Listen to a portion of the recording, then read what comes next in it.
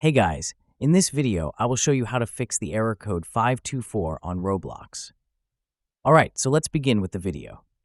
To fix Roblox error code 524, the updated version, what you have to do is go to the main page of Roblox, the main website, and click on the cogwheel in the top right corner, then go to Settings. First, what you need to know is that your account has to be 13 or older. I have confirmed my age. After that, the next thing we need to change is in the Privacy and Content Maturity tab on the left. Click on it, here go to Visibility and Private Servers, and here you have to change these two settings. Just set everything to Everyone, so just change this, and this to Everyone, like so. It will automatically save, and hopefully this fixes error 524 for you. So that's basically how you can fix the error code 524 on Roblox.